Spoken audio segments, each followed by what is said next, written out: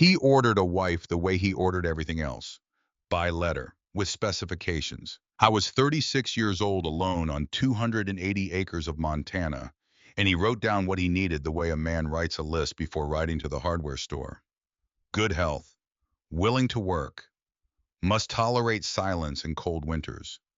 He did not mention love. He did not mention loneliness. He mentioned that the nearest lending library was 90 miles away because he believed a woman who cared about books deserved to know that. 3 months later, a 23-year-old woman from Chicago stepped off the Northern Pacific at Billings Depot, looked him up and down and said, "The photograph did not do you justice. You look considerably better in person, the jaw especially." Elias Calloway had not laughed in 4 years. He did not laugh then either. But something moved behind his eyes that had not moved in a very long time. This is the story of what he ordered and what arrived instead, and why the difference between those two things became the best thing that ever happened to him. There is a particular kind of silence that belongs only to Montana. It is not the silence of an empty room, or the silence of a held breath, or even the silence of grief, though Elias Calloway had known all three. It is the silence of a land so vast and so indifferent to human ambition that it presses down on a man like a second sky. It gets into his bones. It slows his pulse. And if a man lives inside it long enough, he begins to speak its language, which is to say he stops speaking very much at all. Elias had arrived in Montana Territory in the spring of 1874, alongside his father, Angus Calloway, who had crossed from Scotland to New York at the age of 19, with nothing but a name he was proud of and a stubbornness that would eventually kill him. Angus believed in land. He believed that a man who owned good earth owned something that could not be taken, could not depreciate, could not turn its back on him the way a city or an employer or a country might. He had followed that belief west through Ohio and across the plains and into the northern territories, dragging his two sons behind him like tools he fully intended to put to use. Elias had been 28 years old when they staked their claim in Yellowstone Valley, and he had put his hands into Montana soil for the first time and felt something that he would never be able to articulate, but would spend the rest of his life trying to deserve. His younger brother Cormac, 25 and already sun-darkened and restless, in the way that some men simply are born, had looked at the same horizon and felt the pull of what lay beyond it rather than beneath it. That difference would define them for the next 4 decades. Angus Calloway died in the winter of 1877 from a lung sickness that came on fast and showed no mercy. He was buried on the hillside above the homestead where he could see the Beartooth Range because that was what he had asked for, and because even in death a man like Angus Calloway got what he asked for if his sons had anything to say about it. After the funeral, Cormac had stood beside the fresh grave for a long time without speaking, and then he had said that he thought he would ride north in the spring to take work as a guide for the Federal Geological Survey teams moving through the territory. Elias had said that was fine. They had shaken hands. It was the most emotion either of them expressed that day, and it was enough. From 1878 onward, Elias Calloway ran 280 acres of Yellowstone Valley alone. I was good at it. That is the first thing that must be understood about him because it matters. He was not a man who had retreated into solitude out of weakness or failure. He was a man who had built something real with his own hands in real soil against real weather. And the evidence of that building was visible in every post fence, every reinforced cribbing, every precisely dug drainage channel on the property. The land responded to him the way land responds to men who pay it full attention. His cattle were healthy. His water source from the Beartooth tributary ran clear and cold even in dry summers. His log cabin had been expanded twice, and the additions were as solid as the original walls, because Elias did not believe in doing things in ways he would later need to undo. I had 60 head of cattle by the summer of 1882, which was a recovery from the 43 he had been reduced to after the brutal winter of 1880 and 1881. That winter had taken 11 animals and very nearly taken him, though he would not have described it that way.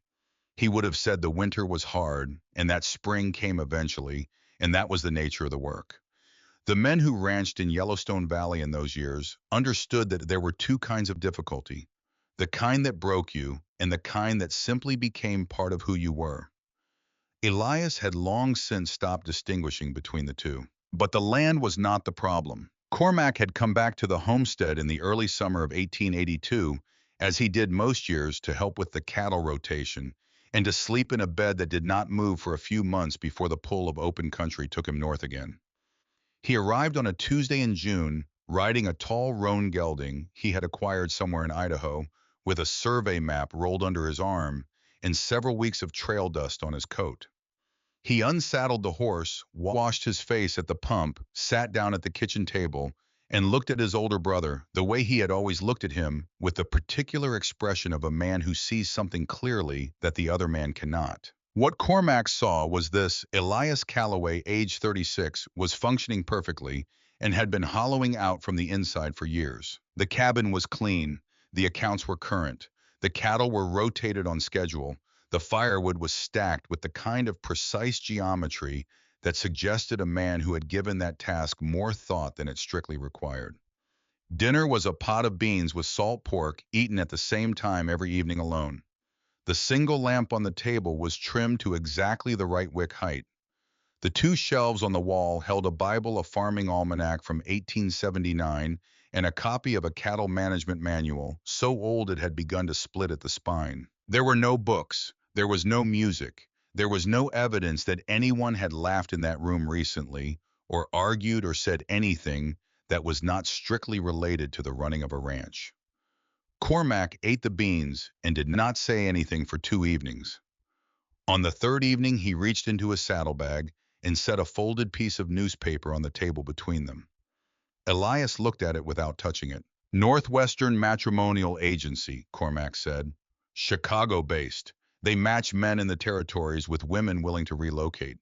Several men in the valley have used them. I know what they are, Elias said. Then you know they work. I know some of them work, Elias said. I know some of them result in a woman spending 6 weeks on a train and 4 months in Montana before deciding that none of this is what she was told it would be. Cormac looked at him across the table. There was something steady in his gaze, something that had come from years of reading terrain and weather and human disposition in the field. The ability to say a difficult thing plainly because evasion cost more than clarity. You are not talking about the agency, he said. Elias was quiet. It has been 4 years, Cormac said, since Sarah. I am aware of how long it has been. She is not the standard by which every other woman should be measured. I am not measuring anyone, Elias said. I am managing a ranch. You are disappearing, Cormac said, and his voice was not unkind. It was simply accurate the way a good survey map is accurate, the way the distance between 2 points on open ground is accurate, regardless of whether you enjoy the number. There is a difference between a man who chooses solitude and a man who has run out of alternatives and decided to call it a choice. You used to be the first kind.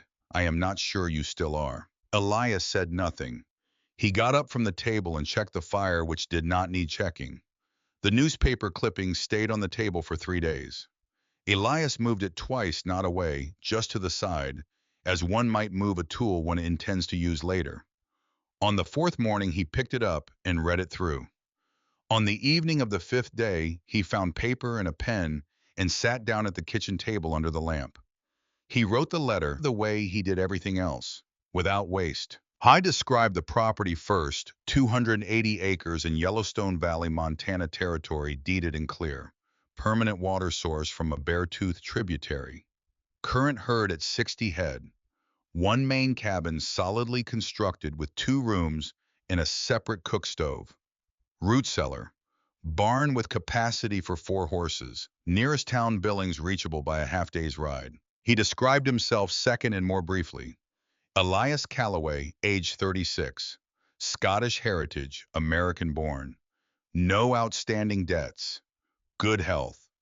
Farmer and rancher by occupation and inclination. He described his requirements third, and he used that word requirements without apology because he believed that honesty at the outset was a mercy compared to honesty delivered after expectations had calcified into disappointment. He needed a woman in good health, capable of managing a household through conditions that would not be gentle. She must be willing to work. She must be able to tolerate the distance from other people, which in this part of Montana was not a minor consideration.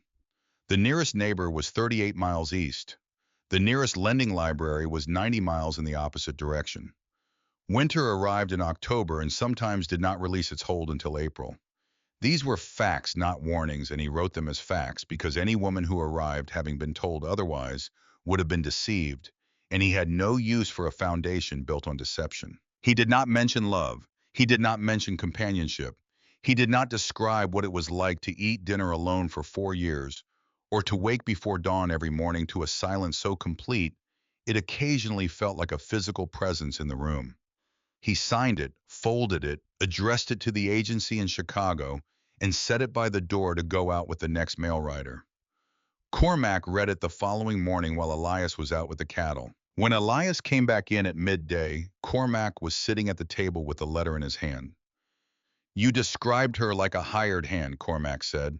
"There is nothing wrong with a good hired hand," Elias said, washing his hands at the basin.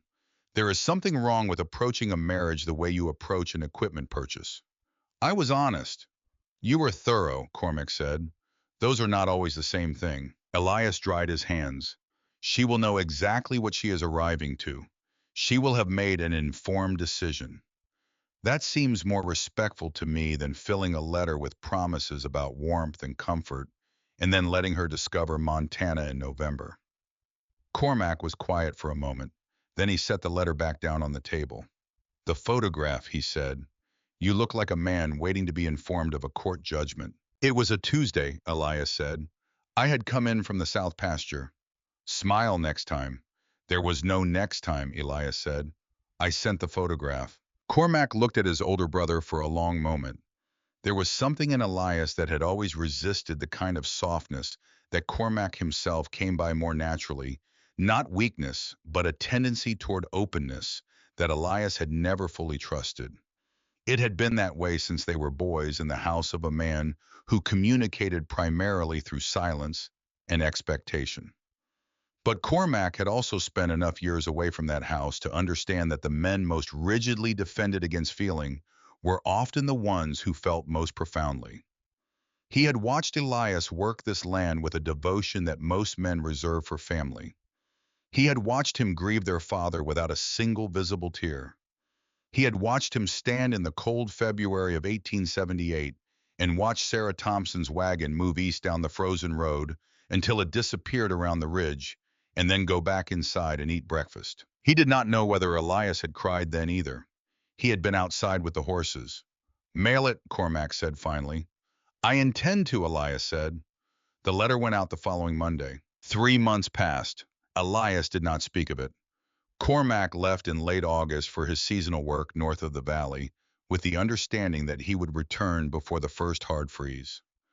The summer rolled into its long golden ending, the kind of late Montana August that has so much sky in it that a man can stand in his own field and feel simultaneously enormous and inconsequential.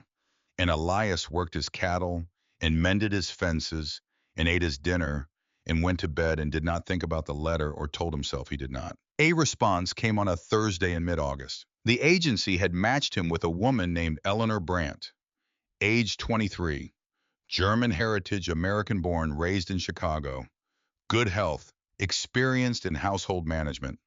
Educated, the letter noted, somewhat beyond the typical standard, with the particular delicacy of an agency that understood this might concern some men and was diplomatically hedging. She was described as direct of manner and independent of mind phrases that the agency had presumably chosen as careful substitutes for words they considered less marketable. She had agreed to relocate and had been informed of the conditions as Elias had described them. She would arrive on the Northern Pacific Line at Billings Depot on the 14th of September. Enclosed was a photograph. Elias looked at it for a long time. She was young, younger than he had fully registered from the numbers on the page, with honest eyes that looked straight into the camera, without the downward modesty that most photographs of women in that era required. Her hair was gathered neatly beneath a small traveling bonnet. There was something in her expression that was difficult to name, Not quite defiance, not quite apprehension. Something that suggested she was looking at the camera the way a person looks at a long road. They have already decided to walk, regardless of what they find at the end of it. He set the photograph on the shelf beside the almanac. Then he went back to work. He did not write to her. It did not occur to him to write to her. In his understanding, the terms had been established and accepted on both sides. Everything that needed to be said had been said. There was nothing left to do but wait for September. He did not notice that he had moved the photograph from the shelf to the kitchen table sometime in the intervening weeks, or if he noticed, he did not think carefully about why. On the evening of the 13th of September, Cormac rode back into the yard with his trail kit and his roan and his particular brand of timing that had always made Elias suspect his younger brother had some instinct for significant occasions that operated entirely outside of reason. The woman arrives tomorrow, Cormac said, unsaddling the horse. I am aware, Elias said. I would like to come to the depot. That is not necessary. It is not intended to be necessary, Cormac said. It is intended to be present. You will frighten her. I will not frighten her.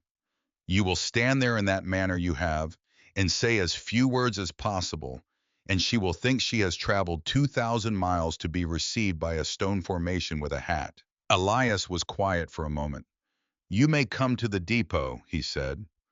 Cormac smiled the kind of smile he generally had the sense to direct away from his brother. I thought so, he said. They drove to Billings the following morning in the wagon, leaving before first light to make the timing work. It was a clear September day, the sky the particular hard blue that comes to Montana in autumn when the heat has finally relented and the air has turned honest. The mountains to the south were already showing their first snow on the high ridges whitecaps above the brown and amber of the foothills. Elias drove. Cormac sat beside him. Neither of them spoke for the first hour, which was normal for them, and both of them knew it was not entirely about the usual comfort of silence on that particular morning, which was also normal for them, which was to say they knew it and did not discuss it. The Billings Depot was a modest building by the standards of what the Northern Pacific had been laying down further east, but it was sufficient, and on the morning of the 14th of September, it held the smell of coal smoke and machine oil and the particular restless energy of passengers at the end of a long journey. Elias and Cormac stood beside the wagon at the edge of the platform. Elias had his hat in his hands. He did not normally hold his hat in his hands. The train came in at 11 minutes past the scheduled time. People descended the steps in the ordinary way of train arrivals. Men in trail coats, families with children gripping at skirts, a cattle buyer. Elias recognized from a sail in the spring, and then the woman in the blue traveling dress. She came down the steps carrying two bags and with a violin case slung over one shoulder in a way that suggested she had carried it that way for so long it had become part of her posture. She was taller than the photograph had suggested, or perhaps the photograph had simply compressed something that needed space to read correctly. She stood on the platform and looked at the depot, and then at the street beyond it, and then in a sweep that covered the whole yard at the two men standing beside the wagon. She walked toward them without hesitation. She looked at Elias the way someone looks at an equation they are in the process of solving quickly, thoroughly, without sentimentality. You are Elias Calloway, she said. It was not a question. I am, he said. The photograph did not do you justice, she said. You look considerably better in person, the jaw especially. She turned to Cormac before Elias had formulated any response to that. You are not in the letter. Cormac Calloway, he said. Younger brother, self-invited. I see, she said, and there was something in the two words that contained an entire assessment. Are you always self-invited, or is this a special occasion? I have been told I have good instincts about when to show up, Cormac said.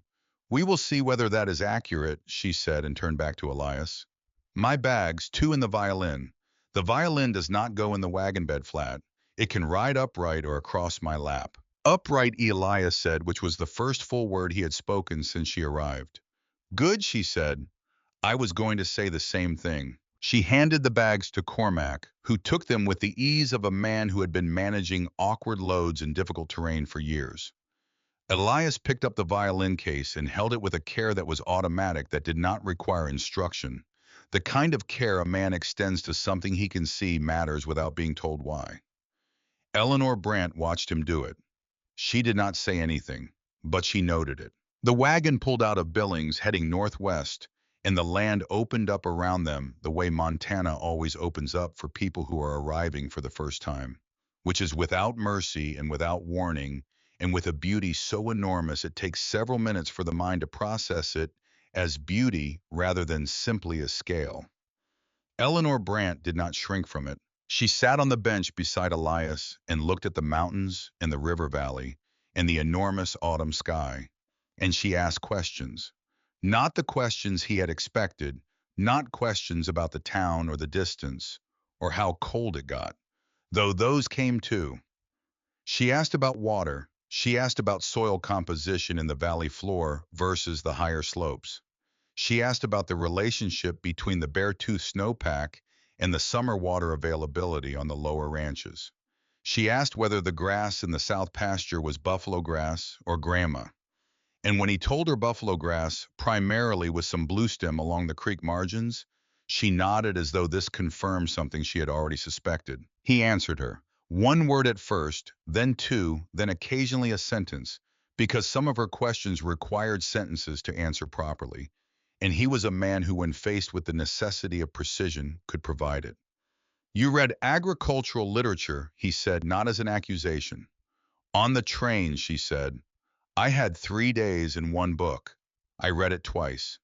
There was also a cattle management manual in the depot library in Chicago that I spent an afternoon with before departure. He looked at her, then briefly, the way he looked at things he was genuinely trying to understand.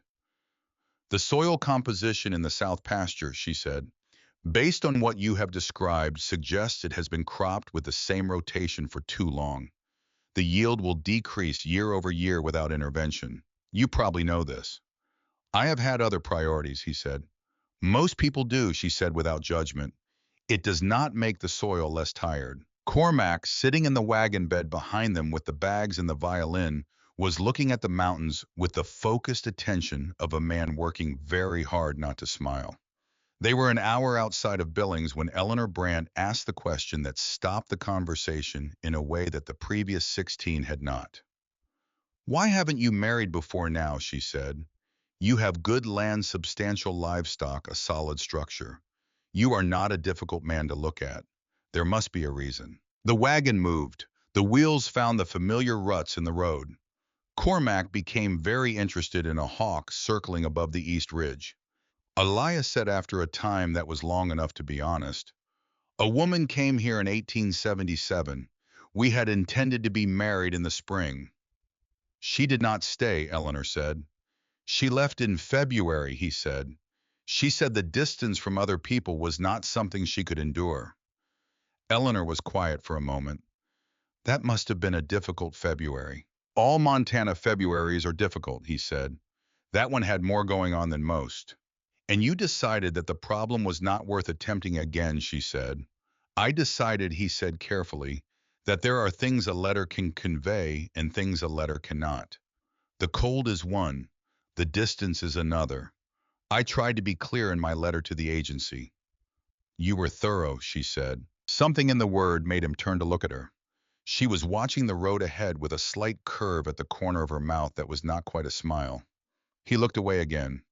I am not her, Eleanor said. The woman who left in February. I did not come from the same circumstances, and I did not come with the same understanding of what I was arriving to. I read your letter 3 times. I read it until I understood what you were not saying as well as what you were. What was I not saying, he asked, and it was a genuine question, not a rhetorical one. She considered it. That you had been genuinely hurt, she said. That you wrote those conditions not out of coldness, but out of a determination not to be deceived again or to deceive anyone else. And that the land means more to you than most people would believe. The wagon went on. The Beartooth peaks moved slowly against the sky the way mountains do, which is to say they appeared to move and did not. I have never talked about this with anyone, he said. I know, she said. That is evident. I am not sure whether that was an observation or a criticism. It was an observation, she said. I do not criticize things I have not fully understood yet. I reserve that for later. Cormac in the wagon bed pressed his lips together and kept his eyes on the hawk. They arrived at the homestead as the afternoon light was going golden and long across the valley floor. The kind of light that makes even ordinary land look like something a painter would attempt and fail to capture faithfully. Eleanor descended from the wagon and stood in the yard and looked at the cabin and the barn and the fences and the pasture beyond, and then she looked at the mountains. She did not say anything for a full minute. In Elias Calloway's experience, most people felt the need to fill that minute with words. She did not. Then she picked up her bags and walked to the cabin door. Inside, she made a circuit of the two rooms with the focused attention of someone conducting an inspection, not with hostility, but with the same clear-eyed efficiency she had brought to her questions on the wagon. She noted the cook stove, the window on the north wall, the height of the root cellar trapdoor, the way the floorboards ran in the main room. She opened two cabinet doors. She lifted the lid of the cast iron pot on the stove and set it back down. Then she sat at the kitchen table and looked at Elias. The cook stove needs re-bricking on the interior left side, she said. It is losing heat through a crack that will worsen through the winter.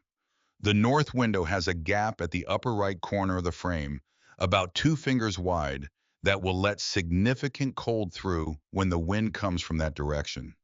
The root cellar has enough provision for 3 months, possibly 4, if the quantities are adjusted. For 4 people through a Montana winter, you would need double what is there. Elias looked at her across the table. Cormac stood in the doorway and leaned against the frame. There are only 3 of us, Elias said, and Cormac leaves before winter. I was making a general point, she said, about planning for full capacity. It is a habit of mind. You learned all of that in 4 minutes, he said. I paid attention, she said. Now, I think we should discuss terms. Cormac quietly pulled a chair away from the wall and sat down. Neither Elias nor Eleanor acknowledged this. Terms, Elias said. I have come from Chicago to Montana to marry a man I met through a letter, she said. That is by any reasonable measure an extraordinary decision. I made it with clear eyes. But I want to make certain that we are clear with each other about what this arrangement involves, because I have found that clarity at the beginning saves a considerable amount of pain at the middle. I agree with that, Elias said. Good. Then here is what I am asking for. She placed her hands flat on the table. My own room until we are properly married. A shelf for books, 2 tiers at minimum. And the right to hold an opinion and express it without being required to justify my right to hold it. The room was quiet.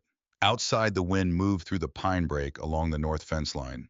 One of the horses shifted in the barn. The room, Elias said, is the one on the east side. It gets morning light, which I understand is generally preferable.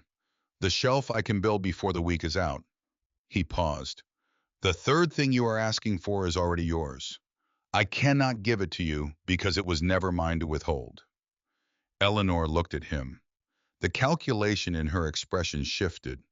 Not softened exactly, but recalibrated the way a person recalibrates when they receive information that does not match their model. That is the correct answer, she said. I know it is, he said. It was Cormac would later reflect the most words Elias had spoken in a single evening in 4 years. And the evening had barely begun. Dinner was made by Eleanor from what the pantry offered, which was not generous but was workable, and the meal was better than anything that had come out of that kitchen in recent memory, not because she did anything elaborate, but because she paid attention to it, which was apparently her method for most things. They ate at the table, the 3 of them. Cormac talked enough for all of them, which was his method for most things. Eleanor asked him questions about the geological survey work, about the country north of the valley, about what the land looked like above the tree line in August. She listened to the answers with genuine interest. Elias watched her listen and said nothing and cataloged things he would not have said. He was cataloging. After dinner, Cormac went outside to check the horses and by tacit agreement gave the 2 of them the kitchen. Eleanor washed the dishes. Elias dried them because it was his kitchen and the practice of a man who did not leave things undone. You do not have to do that, she said. I know I do not have to, he said. They worked in silence for a time. I should tell you something, she said, not stopping what she was doing. The agency letter described me as experienced in household management and educated somewhat beyond the typical standard.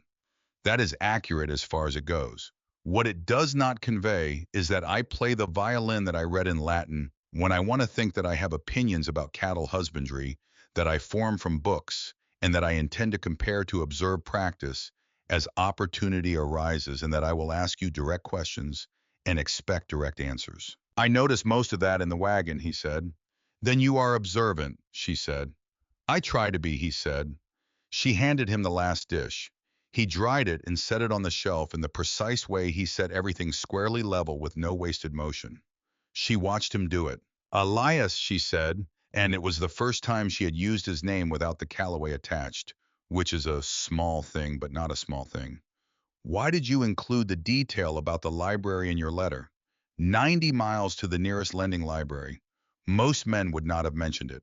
He considered the question with the seriousness it deserved, because a woman who cared about books would need to know that, and a woman who did not care about books would not be deterred by it. It seemed like a useful piece of information for both kinds of person. She was quiet for a moment. That is a thoughtful reason, she said. I think about things, he said.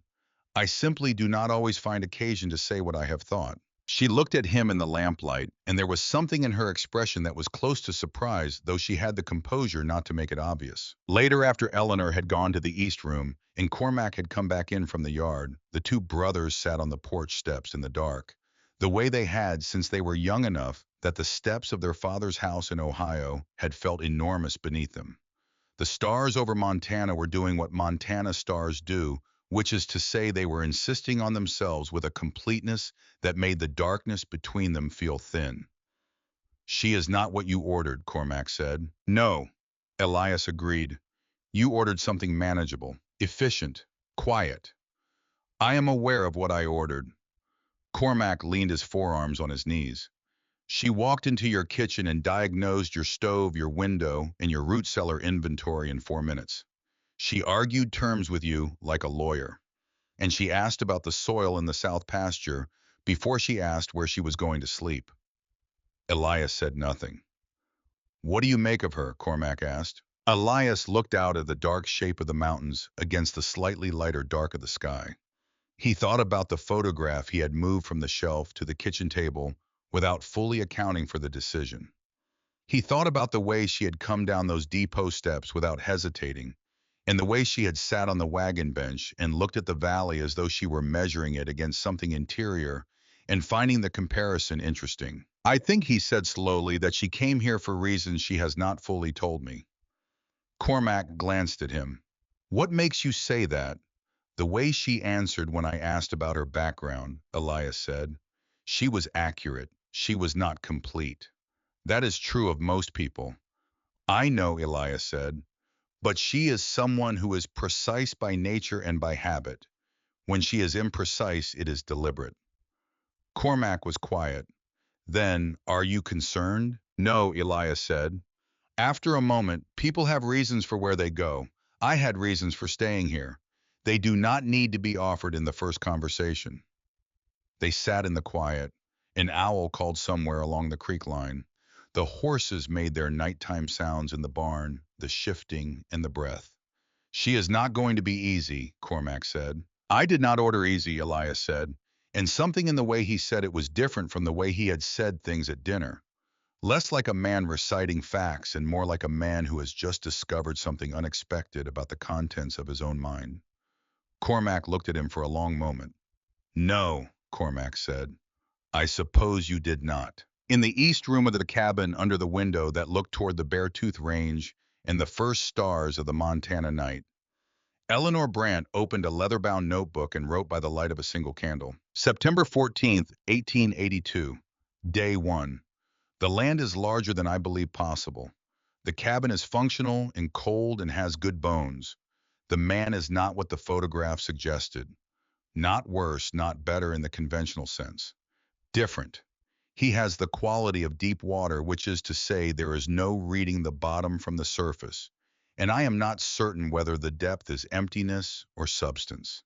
I will know by the end of the week. His brother talks easily and watches carefully.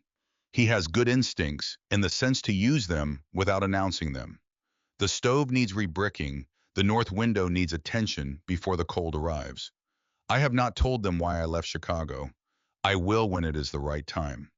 What I can say is that I came expecting a transaction and found myself at a table with two men who ate the meal I made and asked me questions about the geological survey with genuine curiosity. I do not know what to do with that yet. I am going to sleep on it and see what the morning brings.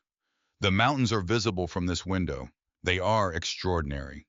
I did not expect them to be so extraordinary. I did not expect quite a number of things. She closed the notebook. She set it on the windowsill where the morning light would fall on it. Outside, the Montana night pressed in on all sides, enormous and indifferent and full of stars. And in the main room of the cabin, Elias Calloway banked the fire for the night and did something he had not done in 4 years. He looked at the east room door, where the faint line of candlelight was just beginning to dim, and he stood there for a moment longer than any practical purpose required. Then he went to bed. In the morning he would start on the bookshelf. The bookshelf went up on the fourth day. Elias built it from pine. He had milled himself 2 summers prior and stored in the back of the barn under oilcloth against the possibility of some future project he had not yet identified. He spent the better part of a morning selecting the boards, running his thumb along the grain, rejecting 2 pieces that had warped slightly in storage and were not worth the argument. The shelf itself was straightforward work, 3 tiers solid joinery at the corners, mounted to the east wall of Eleanor's room, where the morning light would fall across whatever she placed on it. It was the detail he added at the end that he could not have explained if anyone had asked him. Along the front edge of each tier, he ran a small carved line, a simple border, perhaps a quarter-inch deep, that served no structural purpose and added nothing to the strength or function of the piece. It was purely decorative. It was the kind of thing a man does when his hands know something his mind has not yet caught up to. He finished it, stood back, looked at it for a moment, and went out to check the cattle. Eleanor came in from the yard that afternoon and found it. She set her hand on the carved edge and ran her thumb along it slowly. She did not say anything at the time, but that evening at dinner, she told him it was the finest piece of furniture she had seen in Montana. And when he said that was not a high bar, she said that was not what she had meant and left it there. By the end of the first week, the shape of things had begun to establish itself. Eleanor woke before dawn, which surprised him, not the fact of it, but the consistency of it. She was at the stove before he came in from his first check of the cattle, and the coffee was made with the precision of someone who had understood immediately that a man who functions at that hour requires something reliable rather than elaborate. She asked him each morning what the day held. He told her. She organized her work around it in ways that were never discussed, but were evident in the results, the noon meal ready. When he came in from the pasture, the kitchen clear and the afternoon provision work done. So the evening was free for the accounts or the fence repairs he brought inside during bad weather. It was efficient. It was by any external measure exactly what he had described wanting. And it was also something he had not described and had not anticipated, which was the experience of having another person in the space who paid full attention to it. He had not understood how much of his daily work had operated on a kind of automatic numbness until the numbness began to recede. On the third day, Eleanor found the woodpile. She had gone around to the north side of the barn for something and stopped when she saw it. Elias had stacked that wood in the fall of 1881 in a way that had seemed to him perfectly adequate at the time, logs laid horizontally in tight rows, no wasted space. What Eleanor saw was a structure that had no airflow, that was compressing the lower layers against the ground, that had been slowly trapping moisture for a year, and would begin to rot from the bottom up if it was not restacked before the season's wood was added on top. She restacked it that afternoon. It took her 3 hours and left her with dirt on her dress and a long splinter in her right palm that she dealt with herself using a needle and the lamp in her room before dinner. When Elias came back from the south pasture that evening, he stood at the corner of the barn and looked at the wood for a long time. He found her in the kitchen. You restacked the wood, he said. The bottom layer was beginning to trap moisture, she said, not turning from the stove. Air needs to move through or it will rot before you burn half of it. He was quiet. I stacked that wood in 1881. I know, she said. You can tell by the weathering on the top surfaces. About a year of exposure. He stood in the doorway. He was a man who had managed this land alone for 4 years and had become so habituated to the particular ways he did things that the correction of one of those ways by someone who had been present for less than a week should have produced at minimum some resistance. It did not. What it produced instead was something he could not immediately name, something adjacent to recognition, the sensation of seeing a thing clearly for the first time after having looked past it repeatedly. Thank you, he said. She turned then. She looked at him steadily. You are not going to argue that your way was adequate. It was adequate, he said. Yours is better. She held his gaze for a moment, then she turned back to the stove. There is something to be said, she said, for a man who can tell the difference. He built the second tier of the bookshelf that night. Cormac noticed all of this from the particular vantage of a man who had spent years learning to read landscape and found the landscape of his brother's kitchen as legible as any terrain he had mapped. He saw how Elias oriented himself in a room that now contained Eleanor Brandt. Not obviously, not with any gesture that could be pointed to, but in the way a needle orients to north, constantly, quietly, without apparent decision. He saw how Eleanor asked questions of Elias specifically that she did not ask of him. Technical questions about the land and the cattle that were also in a way that she managed skillfully, conversations, not transactions. He saw that Elias answered them at greater length than he answered almost any other kind of question. He kept this observation to himself. He was a man of good instincts, and one of them was the instinct for when to speak and when to simply watch what was unfolding. In the third week, Eleanor went to the south pasture alone. She had been thinking about it since the second day when Elias had mentioned in passing that the south pasture yield had been declining for 2 seasons running, and he had attributed it to rainfall variation. She had kept her own counsel on this at the time because she had been in Montana for 48 hours and did not believe that 48 hours constituted sufficient standing to argue with a man about his own land. But she had continued thinking about it, and she had continued reading the agricultural manual she had brought from Chicago, and at the end of the second week she borrowed the smaller of the two horses, which Elias had been slowly introducing her to in the evenings, and she rode out to the south pasture on a clear October morning to see it herself. She was there for 2 hours. She walked the fence lines. She dug up small sections of the upper soil layer at 4 different points along the pasture and examined what came up.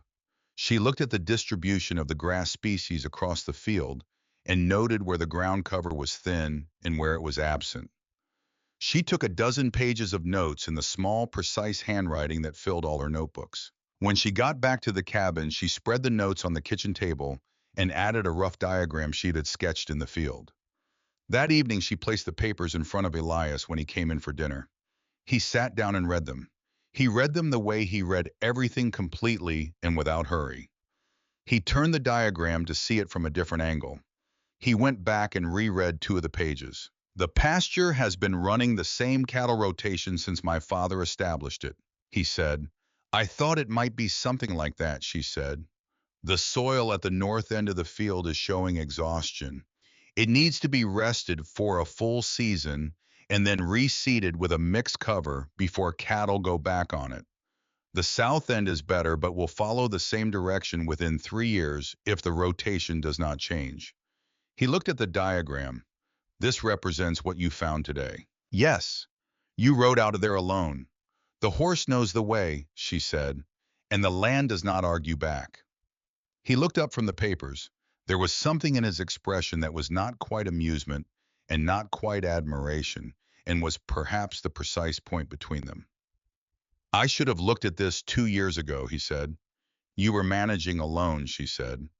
There are only so many things one person can see. 2 sets of eyes, he said, is generally better than one, she finished. He folded the diagram with care and set it on top of the account books where he would not lose it. The following morning, he rode out to the south pasture himself with her notes in his coat pocket and was gone for 3 hours. When he came back, he did not speak of it at dinner, but the following week he began adjusting the cattle rotation, and he did it precisely as she had outlined. He did not announce this. He simply did it. Eleanor noted it and said nothing. But that night she wrote in her journal that there was a particular kind of respect that expressed itself through action rather than acknowledgement, and that she was beginning to understand it was the only kind Elias Calloway had ever been taught to give. October came in with its customary authority. The aspens along the creek went gold and then let go of their gold all at once, the way Montana trees do decisively, without the slow negotiation of eastern autumns. The temperature dropped 15 degrees in a week. Elias brought the cattle in from the high pasture. Eleanor began the serious work of winterizing the cabin, rebricking the stove interior with material Elias hauled from Billings on a supply run, filling the gap in the north window with a combination of oakum and a strip of boiled leather that she cut from an old piece of tack. She rebuilt the cold frame in the kitchen garden from scrap lumber and planted winter kale and a small section of garlic against the possibility of spring. Elias watched her work and said little, which was not indifference.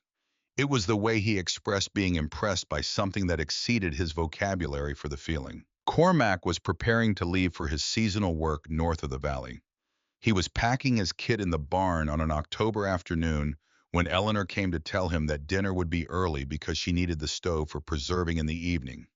He was quiet for a moment, arranging things in his saddlebag, with the methodical attention of a man who has learned that what you bring and how you pack it matters more than most things. He trusts you, Cormac said, not looking up. The stove has been rebuilt, she said. The south pasture rotation has been adjusted. He has reason to trust my practical judgment. That is not what I mean, Cormac said. He set down the saddlebag. Elias does not let people into the parts of a thing that matter. He lets them into the surface. The accounts, the fences, the cattle numbers. The actual substance of it, how he feels about the land, what this place means to him, he keeps that separate. He has been letting you into it. Eleanor was quiet. He went out to the south pasture the morning after you showed him your notes, Cormac said. He does not do that. When someone tells him something about his land, his first instinct is to wait and verify, and eventually make the decision look like it was always his. He does not do it to be dishonest. It is just how he processes things. He went out there the next morning. I see, Eleanor said. I am not telling you this to pressure you, Cormac said. I am telling you because I am going to be away for several months, and I want someone to understand what they are looking at. He picked up the saddlebag again. He was hurt badly 4 years ago. Not in the way people talk about being hurt dramatically loudly. In the quiet way, the kind that does not make sound because it goes too deep. He sealed himself around it and kept working. That is the only way he knows how to survive difficulty. I am not going to leave in February, Eleanor said. Her voice was even. Cormac looked at her. I know, he said, but he does not know that yet. He will not know it until he has seen you in February. He left 2 days later, early, before the household was fully awake. Elias walked him to the edge of the yard, and they shook hands in the manner of men who have already said everything that needs saying, simply by being brothers for 33 years. Cormac looked at Elias for a moment. When I come back in the winter, he said, I want to find her still here, and I want to find that you know why that matters. Elias said nothing. He watched Cormac ride north until the distance made him small, and then made him invisible, and then he turned and went back to the work of the day. But there was something different in the yard. Or rather, there was someone in the kitchen, and the kitchen had light in it, and the smell of coffee was coming through the open door, and Elias Calloway stood for a moment in his own yard in the October morning and felt the difference between a place you inhabit and a place you return to. He went inside. The weeks moved in the way of working weeks, which is to say they were full of the texture of physical labor and the small negotiations of two people learning to share a finite space. Eleanor adapted to the rhythms of the ranch with a speed that Elias would not have predicted, and that he watched with the attention of a man updating his understanding of something he thought he had already measured correctly. She did not romanticize the work. She did not perform enthusiasm for tasks that were unpleasant. She shoveled what needed shoveling, mended what needed mending, drove the wagon to the creek twice a week for water, when the pump needed attention, all without commentary and without the expectation of commentary. What she could not yet do well was ride. This became apparent in the second week of October, when Elias determined that Eleanor needed to be capable of making the ride to the nearest neighboring ranch in the event of an emergency, which in Montana in winter was not a contingency but a necessity. He began teaching her in the evenings after the main work was done, starting with the smaller of the two horses, a brown mare of steady temperament named Patience, who had been chosen for her name as much as her disposition. Eleanor was not a natural rider. She sat the horse with the careful precision of someone applying a learned technique rather than an instinct, and the horse felt the difference and was gentle about forgiving it. She fell on the third evening, a slow sideways slide when Patience stepped around a ground squirrel hole unexpectedly, and she landed on her left side in the dry grass at the edge of the practice yard. Elias was off his horse and moving before she hit the ground. She was already sitting up when he reached her. She pressed her hand to her left elbow, tested the joint, decided it was bruised rather than worse. She looked up at him. He was crouching beside her with an expression that was not quite what she had expected. Not the neutral practical assessment she had come to anticipate, but something rawer, something that had moved faster than his composure could manage. "I am all right," she said. He looked at her for a moment. Then he stood and offered his hand and pulled her to her feet with the careful strength of a man who is handling something that matters to him. She stood. She brushed the grass from her dress. She went back to the mare and got on. He said nothing. He went back to his own horse, and they continued the lesson. She fell once more the following week, a better fall this time. Cleaner one that she managed with enough control to land on her feet and step away from the horse before looking up. She remounted without assistance. They rode for another hour. By the third week of October, she could manage a 2-hour ride in reasonable country without incident. By the first week of November, she had begun to understand something about riding. That books could not have told her that the relationship between horse and rider is a conversation in which the horse is always the more honest party, and that the quality of the ride depends almost entirely on the quality of the listening. She said something like this to Elias on a November afternoon when they rode along the Yellowstone River, the water running gray-green and cold between the bare cottonwoods, the mountains full and white against a sky the color of pewter. She said it almost to herself, working the thought out loud. He was quiet for a moment. Then he said, "That is true of most things worth doing." She looked at him surprised. He was watching the river. "This is the most beautiful place I have ever seen," she said. He did not answer immediately. The horses moved. The river moved. The enormous patient mountains did not move at all. "I did not write that in the letter," he said. "I did not think anyone would believe it without seeing it." "I believe it now," she said. "I know," he said. "I can see that you do." They rode for another hour in a silence that had become somewhere in the preceding weeks a different kind of silence than the one that had pressed down on Elias Calloway alone for 4 years. It was not empty. It was the silence of two people who are present in the same landscape and do not need to perform that presence for each other. The trip to Billings for winter supplies came in the first week of November, a full day's drive in the wagon that Elias made twice a year, with a list so precise it had its own internal logic. Eleanor came with him this time because there were things she needed to add to the list, things that had become apparent in the weeks of managing the household that a bachelor supply run had not accounted for. She had her own list written in her small, clear hand, and she had checked it against Elias's list the evening before to identify overlaps. The mercantile in Billings was managed by a man named Crawford and his wife Dorothea, a woman in her 50s who had been a fixed point of local information in the valley for 2 decades, and who treated that role as a civic responsibility. She saw Eleanor across the counter with the evaluating eye of someone whose job was to know things. "I heard Mr. Calloway sent for a wife from Chicago," Dorothea Crawford said, with the specific warmth that contains within it the structure of a test. The information is accurate, Eleanor said. She set her list on the counter. We had another woman come out this way a few years back, Dorothea said, beginning to work through the list with the ease of long practice. From Cincinnati, did not last a winter. I have been told, Eleanor said pleasantly, about the previous arrangement. The winter is harder than people expect. I have been informed of this in some detail, Eleanor said, by the man himself in the original letter before I made any decision. He was very thorough on the subject of winter. Dorothea Crawford paused in her assembly of the order and looked at Eleanor with the attention of a woman recalibrating. He mentioned the winter in the letter at some length, Eleanor said. He also mentioned the distance to the nearest neighbor in the nearest lending library. He did not oversell any aspect of the situation. There was a pause. Most men try to put the best face on things, Dorothea said, and there was something different in her voice now, something that had moved from testing toward genuine curiosity. Elias Calloway is not most men, Eleanor said simply, and moved on to the next item on her list. Elias, at the hardware end of the counter, had heard the exchange. He did not comment on it. He paid for his portion of the supplies and carried the heavy boxes to the wagon without being asked. When they were loading the wagon in the street, Dorothea Crawford came to the door of the mercantile. Mrs. Calloway, she called. Eleanor was not yet Mrs. Calloway, a fact that the valley was aware of, in the way valleys are aware of these things, but she turned without correcting it. You are welcome here, Dorothea said.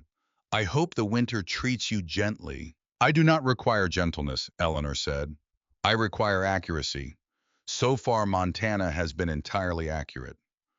On the drive home, Elias was quiet in a way she had learned to distinguish from his other silences. This was the silence of a man who is holding something. She was testing you, he said finally. I know, Eleanor said. She will tell people what she observed. I know that too, Eleanor said. I gave her accurate information to pass on. That seems better than the alternative. He looked at her sideways. What did you say to her when she brought up the previous woman? Eleanor was quiet for a moment. I told her you were thorough in the letter, that you did not hide what was difficult about this place. He absorbed that. And what did she say? She said most men try to put the best face on things. And what did you say? Eleanor looked at this road ahead. The wagon wheel found a familiar rut. The horses maintained their steady pull. I told her you were not most men, she said, because you are not. The silence that followed was the longest they had shared, and somehow also the least empty. November deepened. The temperature dropped with the quiet decisiveness of Montana autumn turning into Montana winter. Elias moved the cattle to the lower pasture where the wind had less purchase. Eleanor preserved the last of the root vegetables and reorganized the cellar inventory with the systematic attention she brought to any problem that could be solved by clear thinking. She found a second agricultural manual in a box of Angus Calloway's old papers in the barn. This one older than her Chicago book, but specific to the Northern Territories. And she spent 3 evenings reading it beside the lamp while Elias worked on the accounts. It was on one of those evenings that he spoke without apparent preamble about something she had not expected. My father built the south end of the barn in 1875, he said. He was looking at the account book, but she understood that he was not looking at the account book. He was 51 years old, and he built it in 8 days in September, so he would have it before the cold came. I held the boards. Cormac drove the nails. My father told us what to do, and we did it, which was the full range of his parenting method. A pause. I have never built anything that fast since. I do not know whether that is because I am more careful now or because there is no one to hold the other end. Eleanor set down the manual. She did not say anything for a moment. I think it is probably both, she said. He looked at her then. I do not talk about my father, he said, or about Cormac, or about any of it. I know, she said. I am not sure why I did just now.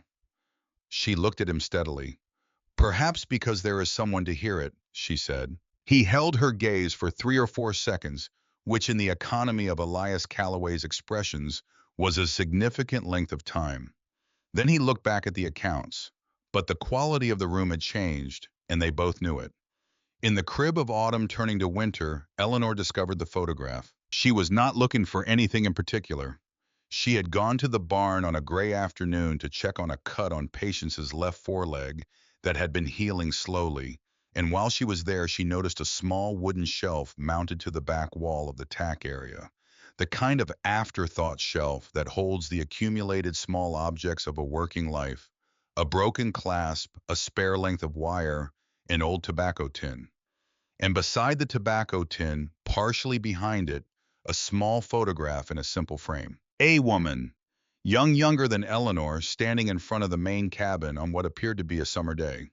She was pretty in the way of photographs of that era, posed slightly, but with a natural ease beneath the posing, and she was looking at the camera with an expression that held no particular forewarning. Eleanor set the photograph down exactly as she had found it. She came in from the barn and washed her hands and made coffee, and was standing at the stove when Elias came in from the afternoon pasture check. He saw her face, or whatever it was in her face that she was not entirely managing to keep in place, and he stopped. She told him what she had found simply and without drama. He took off his coat and hung it on the peg and sat down at the table. He did not look away. Sarah Thompson, he said. She came here in the summer of 1877. My father was still alive then. We had intended to be married in the spring of 1878. A pause. She left in February. The isolation was not what she had understood it would be. The winter made it worse. I do not think she was a dishonest person. I think she tried and found that trying was not sufficient. Where did she go? Eleanor asked. East, he said. She had family in Ohio. I received one letter the following autumn to say that she had settled there and was well. I did not write back. There was nothing to write. Eleanor sat down across from him. How long did it take you to stop blaming yourself? He looked at her. What makes you think I have? Because you are a man who takes full responsibility for things within his control, she said. And you have had 4 years to determine that her decision was not fully within your control. He was quiet. I have wondered whether I could have done something differently, said something, been something. Less quiet, more whatever it is that makes a person feel less alone in a place like this. And, and I do not know, he said. I know that I tried to be honest. I know that the place is what it is. I know that the winter does not change to accommodate anyone's expectations of it. He paused. I know that I am still here. Yes, she said, you are. A silence. Not the silence of two people who have nothing to say. The silence of two people who are saying something by not saying it because some things require that particular medium. I should tell you, Eleanor said, why I came to Montana. He waited. She told him about Arthur Whitfield. She told it plainly with the precision she brought to all things that required accuracy rather than performance. She told him about the engagement, about the discovery 2 weeks before the wedding of the wife in Philadelphia, about the particular shame of a private wrong that becomes public knowledge in the social architecture of a city like Chicago. She told him about her father, about the students lost, about Wilhelm Brandt's way of solving problems by addressing them practically, which was why he had written to the agency himself and presented her with the completed form. I was not forced, she said. I want to be clear about that. I could have refused. I chose not to because I understood what my presence was costing him, and because I am a practical person. And because you wanted to go, Elias said quietly. She stopped. Yes, she said, because I wanted to go. Because staying felt like staying inside a story that had already ended badly and calling it a life. He absorbed that. What did you expect to find here? A workable arrangement, she said. A man who needed what I could provide and could provide what I needed. A place to start again. And instead, she looked at him. Instead, I found a man who built a bookshelf with decorative edges that served no purpose.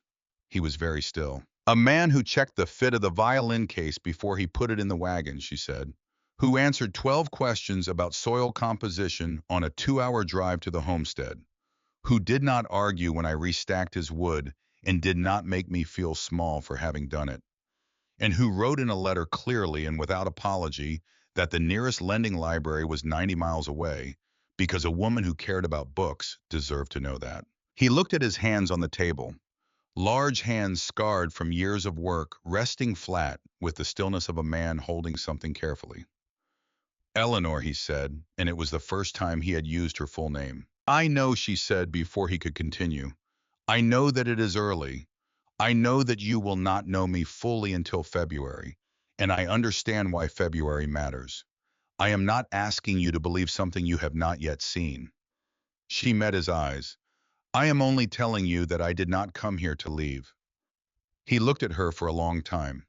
I believe that, he said. How, she said. You cannot know it yet. No, he agreed. But I have been reading land for 30 years. I know the difference between something that is passing through and something that intends to stay. A pause, very quiet. The roots are different. Eleanor Brandt looked at Elias Calloway across the kitchen table in the November lamplight and did not speak for a moment. I will remember that, she said. The fever arrived in the first week of December. It came on a Thursday, which is to say, it came with no particular regard for convenience, which is the way fevers operate in Montana. In December, when the temperature outside is 21 degrees and the nearest physician is 90 miles away in Miles City. Eleanor woke that morning with a heaviness behind her eyes that she initially attributed to the cold air in the room and dismissed by the time she reached the kitchen. By noon, she could not dismiss it. By evening, she could not stand at the stove. Elias came in from the late pasture check to find the kitchen unlit and the fire low, and Eleanor sitting at the table with both hands flat on the surface and her eyes half closed. He crossed the room in the time it takes to decide something and not wait to be right about the decision. I got her to the east room. He rebuilt the fire in the main room and then built up the small stove in the bedroom until the air stopped feeling like the inside of a stone. He boiled water and made broth from the stock Eleanor had put up in October, the clear amber kind that she had taught him was the better option for illness, though he had not thought about why until now. He brought it to her in the room with the bread she had baked 2 days before. She ate some of the broth. She was not interested in conversation. He did not force it. He kept the fire through the night. On the second night, the fever rose. She was not delirious, but she was in that halfway country between sleep and waking, where the mind moves in circles and the body is too busy to assist. Elias sat in the chair he had moved from the kitchen to the corner of the bedroom, close enough to be useful, far enough to be decent. He had brought in the lamp and set it low. On the table beside it was the book she had been reading, the collection of Tennyson that she had brought from Chicago and that had been sitting on the new bookshelf since her arrival. He picked it up. He was not a man who read poetry. He was a man who read almanacs and account books and the occasional newspaper when it reached the valley, which was after the news had already aged into history. But she had mentioned Tennyson twice in passing with the ease of someone returning to something familiar, and he had noted it in the way he noted most things about her without comment, with full attention. He opened the book and began to read. His English was good, learned, and natural, the English of a man born to it. But Tennyson's English was a different country within the same language, a country of compressed sound and image that moved in ways his mind was not accustomed to navigating. He read slowly. He reread lines he did not fully follow. He worked through the meaning of a stanza the way he worked through a problem with the fencing, methodically, without frustration at the fact of the difficulty. He read aloud, quietly, not loud enough to disturb her if she was sleeping, just loud enough to fill the small circle of lamplight in the room. Sometime in the second hour, he became aware that she was awake. He could not have said precisely how he knew. Some shift in her breathing, some change in the quality of her stillness. He kept reading. When he reached the end of the section, he stopped. He looked over at the bed. Her eyes were open, watching him. The fever had painted color high on her cheekbones and made her eyes brighter than usual in the lamplight. You are reading my book, she said. Her voice was rough from the fever. You left it on the table, he said. It was on the bookshelf. I moved it to the table. She looked at him. You moved it from the bookshelf to the table to read to me while I slept. He did not answer that. Read the next section, she said. He found the page and read it. His pronunciation of certain words was careful rather than instinctive, the precision of a man who has learned something from outside its original context, and she lay still and listened to it with an expression he could not read from where he was sitting. When he finished, she was quiet for a moment. "You do not have to stay in here," she said. "I know," he said. "I will be all right through the night." "Probably," he said. "I will stay anyway." He reached forward and set his hand on the edge of the blanket, not on her, just at the edge, close enough to feel the warmth of her through the wool, close enough to know she was there. Then he settled back in the chair and opened the book again. He read until the lamp needed trimming, and then trimmed it and read some more. Sometime in the early morning, he stopped reading because Eleanor had gone into a real sleep, the solid kind, rather than the restless kind of fever, and he set the book on his knees and closed his eyes. When Eleanor woke in the gray light before dawn, the fever had broken. She lay still for a moment, assessing the way a person takes inventory after an event that required endurance. The heaviness was gone. The room was warm. The small stove had been fed recently, which meant he had been awake to feed it. She turned her head. Elias was asleep in the chair with Tennyson open on his chest. His head was resting back against the wall. His right hand lay on the arm of the chair, and his left hand rested on the edge of her blanket, not touching her, just at the edge, the same way it had been when she fell asleep, close enough to feel the warmth. She looked at him in the gray morning light and thought about what Cormac had said about the way Elias kept the substance of things separate from the surface, about what it meant when he did not. She did not wake him. She wrote in her journal that morning before he woke, sitting up in the bed with a notebook on her knees. "I came here expecting a transaction and found instead a man asleep in a chair beside my bed with my book on his chest. I am not certain precisely when this stopped being a transaction. I suspect it was before I arrived, when he moved the photograph from the shelf to the kitchen table and then eventually to the barn. The fever is gone. The cold outside is significant. I have not been this certain of anything since I was certain I was going to marry a man who turned out to be two different people. The difference, I think, is that Elias Calloway is one person all the way down. I am going to sleep a little longer, and then I'm going to get up and make breakfast. When he wakes, I'm going to tell him something. I have not decided exactly what, but I am going to tell him the truth about why I will still be here in February." Cormac came back in the third week of December, riding in on a Tuesday afternoon with a new set of survey maps rolled under his arm and the trail-worn look of a man who had been sleeping on ground for 2 months. He looked older than October.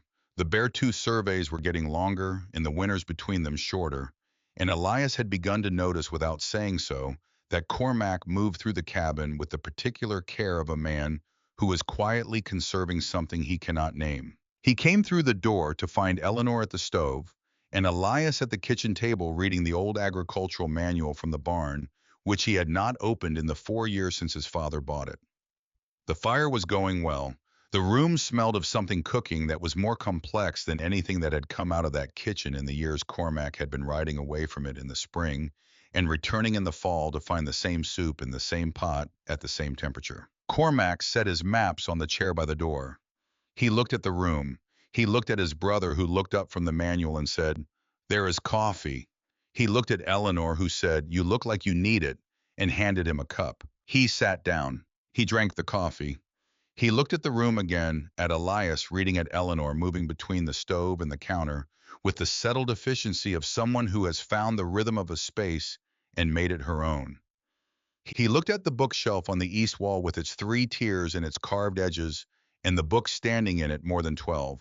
Now she had apparently acquired several on the Billing supply run. He looked at the south-facing window, which had a small clay pot on its sill with something green growing in it, which had not been there in October. "What is growing?" he said, indicating the pot. "Parsley," Eleanor said.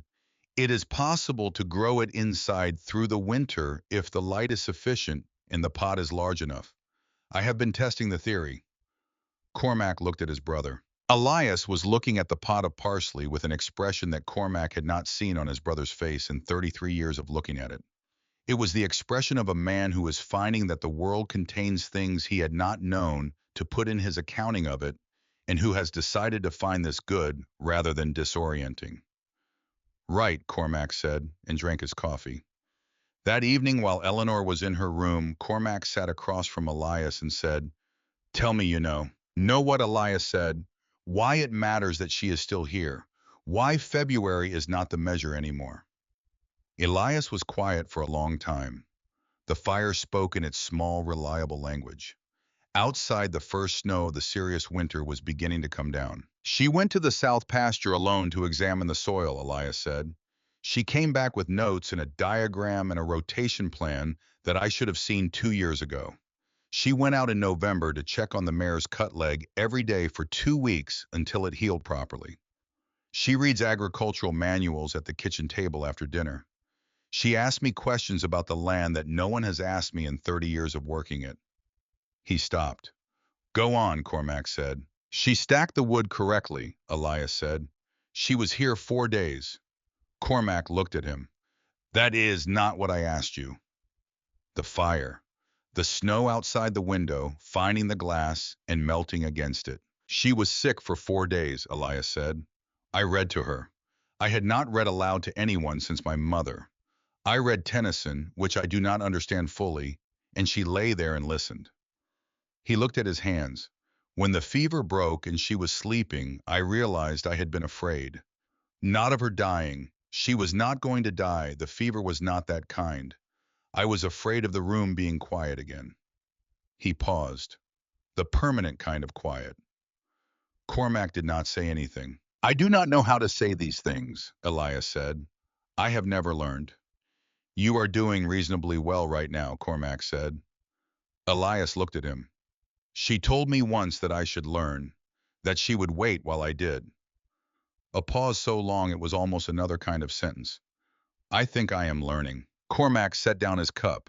He looked at his brother, this man who had held the other end of boards while their father built things, who had stood at a February road and watched a wagon disappear and then gone inside and eaten breakfast, who had worked 280 acres alone for 4 years in the deep Montana silence and built something real.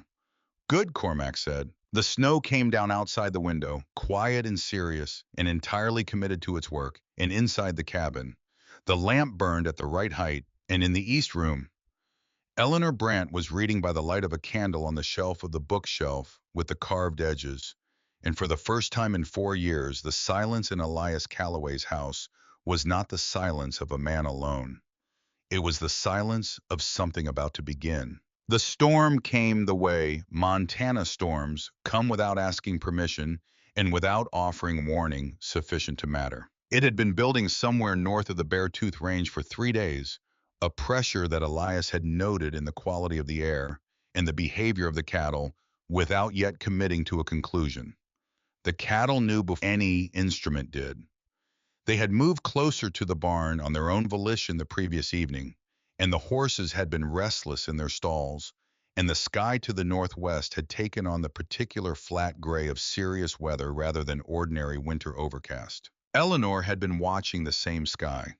She had been watching it since noon on the day it came from the kitchen window while she worked through the afternoon tasks, and she had been doing the calculation that the agricultural manual in 3 months of Montana had given her the tools to do.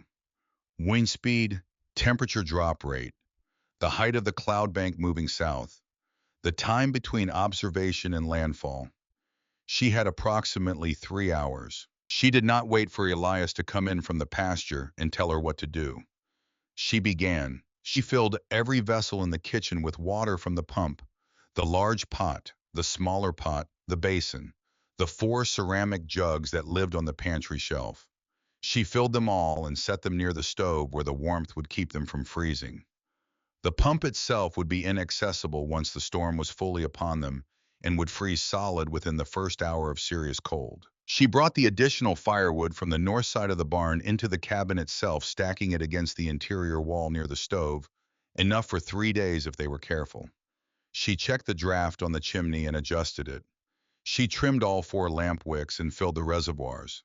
She checked the root cellar door and set the locking bar from inside so the wind could not work it open. She looked at the clock on the kitchen shelf. 2 hours since she had begun. The sky to the northwest was now the color of iron. Elias was somewhere in the north pasture 3 miles from the cabin. She stood at the kitchen window for a moment and did the calculation again. The storm would be full force in less than an hour. The north pasture was 3 miles. A man on foot in the early phase of a Montana blizzard, moving against the wind with visibility, dropping to nothing, within the first 20 minutes would not make it back on his own. She went to the barn. She found the coil of rope on the second wall hook where it always was, because Elias kept things where they were so they could be found without looking. It was a good rope, 100 feet of it, thick and sound. She tied one end to the main post of the barn door, the post that was sunk 4 feet into the ground and would not move for anything short of the barn coming down. She tested the knot 4 times. Then she coiled the remaining rope over her shoulder, put on her heaviest coat, pulled her hat down and walked out into the beginning of the storm. The wind hit her when she cleared the barn, and she understood immediately why Montana storms were not a thing to be philosophical about. It was not wind the way city wind was wind. It was a physical force with mass and intention, and it came from the northwest at an angle that drove the first snow crystals horizontally into the left side of her face like thrown sand. She turned her head and kept walking. She let the rope out behind her as she went. She could feel the tension of it over her shoulder, the cable back to the fixed point, the way home in the whiteout that was arriving faster than even her calculation had suggested. She walked north along the fence line where the post gave her direction and kept the rope taut. She found him 400 yards from the cabin. I was moving south along the fence line, which was the right instinct, holding onto the top wire with one hand and moving steadily, but the visibility was already 20 feet and dropping, and he had a horse with him, the big gelding he had taken out that morning, and managing the horse in the wind was slowing him to a pace that would not serve him. She came up beside him, and he turned at her appearance with an expression she had not seen on his face before, a flash of something raw that was gone almost as quickly as it appeared, but that she registered fully. "Take the rope," she said loudly over the wind. She pressed the coil into his hand. "Follow it. I will bring the horse." He looked at her for a moment with that expression still in the edges of his face. She did not wait for him to process it. She took the gelding's bridle and turned south. They made it back to the barn in 20 minutes. It was the longest 20 minutes she had experienced since the train journey from Chicago, which had been long for entirely different reasons. Inside the barn, out of the wind, the sudden reduction in noise was almost physical. Elias secured the gelding. His hands were cold but functional. He looked at her across the horse's back. "You went out in that," he said. "You were in it," she said. "I had the fence line." "The fence line ends 200 yards before the barn," she said. "I checked this morning." She began unknotting the rope from her shoulder. "The rope is attached to the main post. We should coil it and bring it inside in case we need it again." He was quiet. He looked at her with the concentrated attention of a man who is processing something that does not fit the category he had prepared for it. "No one has done that for me," he said. "Gone out, like that." "You would have made it back," she said. "Probably, but probably is a poor margin in a Montana winter." "Eleanor." She stopped coiling the rope and looked at him. "Thank you," he said. He said it the way he said things that mattered to him, simply and with full weight. No decoration, no softening. Just the words at their actual value. She held his gaze. "We should get inside," she said. "The barn is going to get cold and we need to eat." They crossed to the cabin through the storm with the rope guiding them and got inside and shut the door against the wind. And the sound changed from a roar to a howl to a moan to a constant pressure against the walls that was not precisely loud but was entirely present. The fire in the stove was where she had left it, banked but alive. She built it up while he shook the snow from his coat and hung it. They ate at the kitchen table with the lamp burning between them and the storm pressing against the windows. Elias ate with the appetite of a man who had been cold and working and was now warm and still, which is one of the more satisfying states a body can achieve. Eleanor ate with the quieter satisfaction of a woman who has done what needed doing and found it sufficient. The cabin held. She had known it would hold. She had assessed the construction in the first week and understood that whatever else Elias Calloway's homestead might lack structural integrity was not among the deficiencies. After the dishes were done, in the way they always did them now together.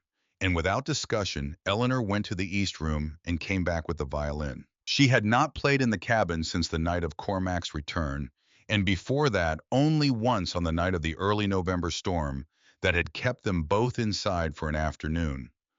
But the cabin felt different tonight. The storm outside was enormous and serious and entirely committed to being what it was. And inside the fire was going well, and the lamp was bright. And there were two people in the room who had just spent 20 minutes in a blizzard together, attached by a rope which concentrates a person's understanding of what matters. She played the piece her mother had played. She had never formally named it because her mother had never named it, and asking had seemed, once her mother was gone, like asking something unanswerable. It was a German piece built on a minor key that moved toward a major resolution and then stepped back from it repeatedly before finally arriving quietly and without announcement at the resolution it had been building toward. It was a piece about patience, or about winter, or possibly about both, since those are often the same thing. Elias sat at the table with his coffee and did not move. When she finished, the storm was still going. The lamp still burned. The fire was at the stage where it speaks quietly rather than loudly, which is the best stage. "What is it called?" he said. "I do not know," she said. "My mother played it. I never learned its name." "Play it again," he said. She looked at him. He was sitting at the table with both hands around the coffee cup, watching her with the full attention he brought to things he was not going to look away from. It was the same way he looked at the Beartooth Range in the morning before the day's work began, when he thought no one was watching. She played it again. The storm ran its course over 2 days. They were not unpleasant days. They were the days of a cabin holding against weather, of two people working within a shared and finite space, of the rhythm of a fire that needs tending and food that needs making, and long evenings where the wind outside makes the quiet inside feel deliberate rather than accidental. Cormac had left the previous week for the final portion of his seasonal work, with the understanding he would return for the holidays, and so it was only the two of them, in the storm, in the accumulated weight of what had been building since September. On the second evening, Eleanor came in from the small errand of checking the barn, unnecessary, but the kind of task that gives the body something to do when the mind has too much in it, and found Elias standing at the kitchen table with something in his hands. It was the old photograph, the one from the barn. He had brought it in, or perhaps he had had it inside for some time, she could not be certain. He was looking at it with the particular expression of a man conducting a private accounting. He heard her come in and did not put the photograph down. "I have been thinking about something you said," he said, "in November, about the reason you left Chicago." She took off her coat. "What about it?" "You said you wanted to leave because staying felt like living inside a story that had already ended badly and calling it a life." He set the photograph face down on the table. "I understood what you meant when you said it. I have been sitting inside my own ended story for 4 years and calling it a choice." She stood across the table from him. The lamp was between them. "Elias," she said. "I am not finished," he said. "This is difficult for me." "Me." "I know," she said. "I am listening." He looked at the overturned photograph for a moment. "Sarah left because the place was too much for her. What I told you in November about wondering whether I could have been different, said more, been less quiet. That was true as far as it went. What I did not say then is that the wondering did not stop when she left. It became the way I measured every morning for 4 years. Whether today was the day I had finally run out of whatever it is that makes a man worth staying beside. 4 years of that kind of accounting leaves marks that do not show from the outside." Eleanor was very still. "I have not said that to anyone," he said. "I know," she said. "You are saying it now." "I am saying it now," he agreed. He looked at her. "You went out in a blizzard with a rope to find me. You restacked my wood in the first week. You rode out to the south pasture alone and came back with a rotation plan. You listen to me when I say things that I have never said before, and you do not make me feel diminished by the fact that I have not said them before." Another pause, this one longer.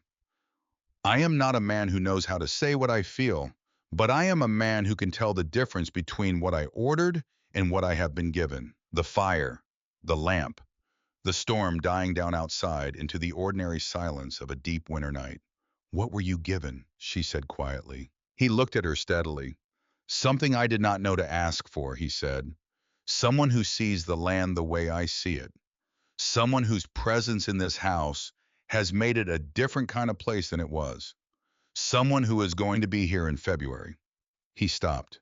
"And who I believe will still be here in every February after that, not because she has nowhere else to go, but because she has chosen to stay." Eleanor Brandt stood across the kitchen table from Elias Calloway and did not speak for a moment that was long enough to contain everything that had been accumulating since a woman in a blue traveling dress had walked across a depot platform in September and told a man she had never met that his photograph had not done him justice. "I chose in October," she said. "I did not say so because I was waiting for you to catch up." He looked at her. Something moved across his face that was not quite a smile and was entirely something else. Some quality of light that she had not seen there before, and that changed the whole topography of it. "I am catching up," he said.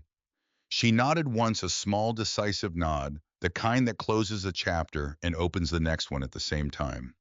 "Good," she said. "Now sit down. I am going to make dinner." He sat down, and for the first time in 4 years, sitting in his own kitchen in a storm-quiet December evening. Elias Calloway was not alone in a way that went deeper than the presence of another person in the room.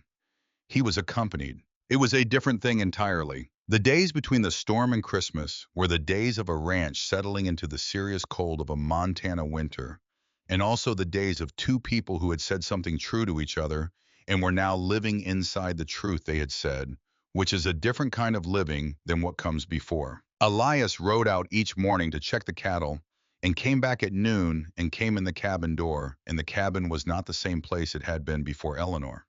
This was not a dramatic change. It was not visible from outside. It was a thing that expressed itself in small ways. The coffee already made the south-facing window clear of the night's ice. Because Eleanor had gotten there first, the particular quality of a room that is occupied by someone who occupies it fully rather than functionally. He worked on the accounts in the evenings. She read. She played the violin on the evenings she felt it. He had begun, without announcing it, to leave the account books aside when she played and simply to listen, which was a form of attention that she had noticed and not remarked on, which was a form of grace that he had noticed and not remarked on. And between the noticing and the not remarking, there was something growing that neither of them was in a hurry to describe. Cormac came back on the 20th of December. He arrived at noon with his maps and his trail coat and his roan, and this time he came through the door into a cabin that smelled of something baking and found Eleanor at the stove and Elias at the kitchen table doing accounts, and the two of them looked up when he came in with the relaxed attention of people who have been expecting someone and are glad the someone has arrived. Cormac stood in the doorway for a moment. "You both look different," he said. "You look like you need a bath," Eleanor said. "Coffee is on the stove." I took the coffee and sat down and looked at his brother, and then at Eleanor, and then at the bookshelf, which now had more books on it than it had had when he left, and at the violin case propped against the wall beneath it, and at the south-facing window, which had a small clay pot on its sill, with the parsley still growing defiant and green against the December cold outside the glass. He looked at his brother. Elias was looking at Eleanor. Just for a moment, just the span of her crossing the kitchen to check something on the far counter. A quiet look, the kind that does not need anything from the person being looked at because it has already found what it came for. Cormac wrapped both hands around the coffee cup and looked at the fire in the stove. On the morning of December 25th, Elias Calloway came out of his room at 5 in the morning because that was when he always came out of his room, and he stopped. The cabin was transformed. She had been awake since 3. He had not heard her, which meant she had worked with a deliberateness and a care that went beyond the practical working quietly in the dark of the early morning hours, so that what he found would arrive whole rather than in stages. She had gathered pine boughs from the tree line along the north fence, and they were arranged across the mantel and the tops of the window frames in the deep resinous green of winter pine that fills a room with the smell of cold air and living things. She had set candle stubs, the ones they used when the lamp oil ran low, into the lids of canning jars, and these were arranged along the mantel and the windowsills, so that when she lit them, which she had done minutes before he came out, the cabin held the warm, trembling light of 20 small flames. She had cut ribbon from the hem of the red wool shawl she had brought from Chicago, which he had seen her wear on cold evenings, and which she had apparently been willing to reduce in exchange for color in the room. The ribbons were tied in small, careful bows to the pine boughs, and they caught the light from the candles and moved slightly in the warmth rising from the stove. On the table was a plate, pfeffernusse, small, round, dusted with powdered sugar, the smell of them reaching him across the room. Across the room, cinnamon and anise and the particular warm complexity of a spice mixture that his nose did not recognize by name, but that his body recognized by category, the smell of a holiday prepared by someone who considered it worth preparing. She was standing beside the table in her gray wool dress, with her hair not yet fully done, the way he had come to understand she looked in the early morning before the day was formally organized. She was watching him take in the room. He stood in the doorway of his own bedroom and did not move. He looked at the candles. He looked at the pine boughs. He looked at the ribbons. He looked at the plate of cookies that she had baked in the dark hours of Christmas morning, from ingredients she had carried from Chicago in her trunk for 3 months, keeping them against exactly this occasion, because she was a woman who planned for what mattered and carried through on what she planned. And then he looked at her. There is a thing that happens to some people, and only some people, and not always when they expect it, a moment when the accumulated weight of what a place and a time and a person have meant suddenly becomes legible all at once, when the long, slow language of months resolves into something you can read clearly. Elias Calloway had been fluent in soil and weather and cattle, and the long grammar of Montana seasons his entire adult life. He was not fluent in this, but he understood it. Something that had been locked in him, not since Sarah, not since his father died, but since some point well before either of those things. Since boyhood, probably since the house of a man who expressed his love through expectations and his care through silence. Something in the architecture of Elias Calloway that had been sealed and load-bearing and never examined, opened not with violence but with the quiet decisiveness of a door swung on good hinges. He crossed the room. He did not touch her. He stood beside her at the table and looked at what she had made of his cabin at 3 in the morning on the 25th of December, and he felt something he did not have an English word for. "You did this," he said. "It is Christmas," she said, "even in Montana." I was quiet for a long time. He looked at the candles. He looked at the pine boughs and the red ribbons.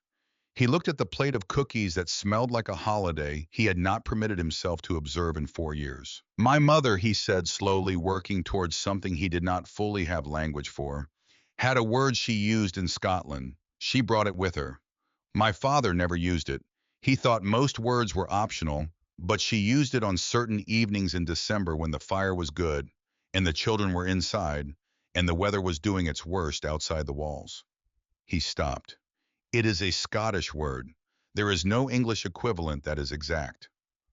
"What is the word?" Eleanor said. "Hearth safe," he said. She translated it as hearth safe. The feeling of being warm when everything outside is cold. The feeling of being in the right place when the right place is hard to find. He looked at her. The feeling of home when home is something you are not certain you still have a claim to. The candles burned.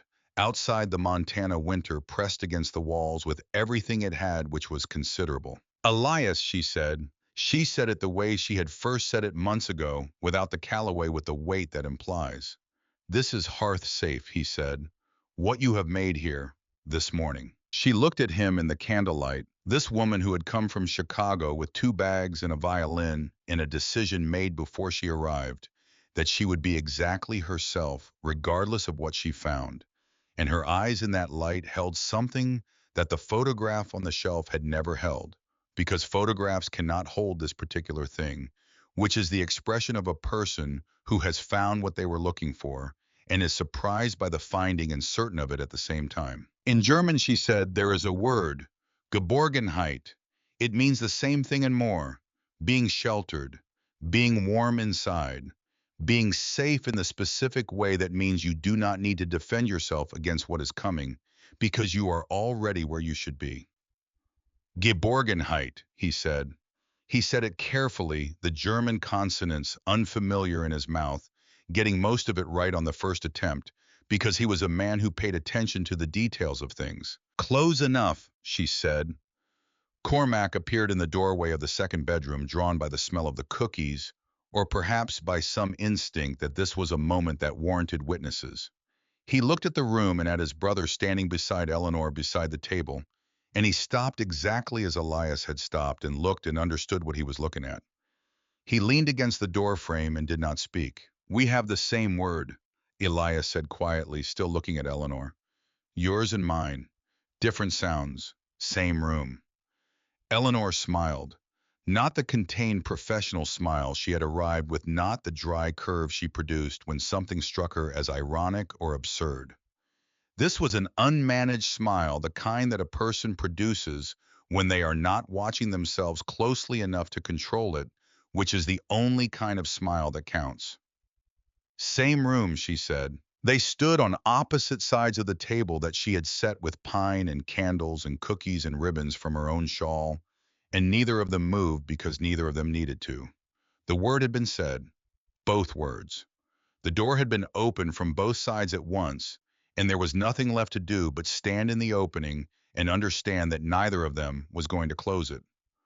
Cormac quietly pushed himself off the door frame and went to the stove to find the coffee. The 11 days between Christmas and the wedding were the quietest days of Eleanor's time in Montana. Quiet, not in the way of absence, but in the way of something settled. The terms had been spoken. The door was open. There was nothing left to negotiate and nothing left to prove. And in the space where those two things had been, something else had room to grow. She played the violin most evenings. He listened. They ate at the same table and worked on the same land and went to sleep under the same roof and woke up before dawn to the same cold. And none of it was different from the weeks before, except that it was entirely different the way a room looks the same after you have finally understood what it means. They were married on the 6th of January, 1883. Reverend Alistair Hale arrived on horseback through a moderate snowfall, which he appeared to regard as entirely routine, because a man who rides circuit through Montana in winter develops a practical relationship with what the weather is willing to provide. He was a spare man in his 60s, with a voice that carried the plains in it deep and without echo.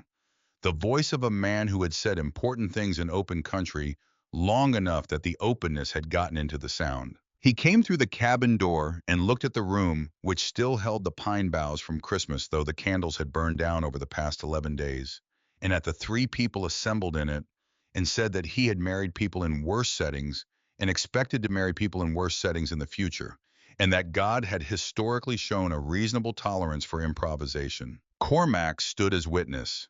He had dressed for the occasion in the cleanest of his trail shirts, which was an effort that Elias had noticed and not mentioned, because some things are better honored by acknowledgement in the spirit than in the letter. Eleanor wore the blue traveling dress she had arrived in at the Billings Depot in September.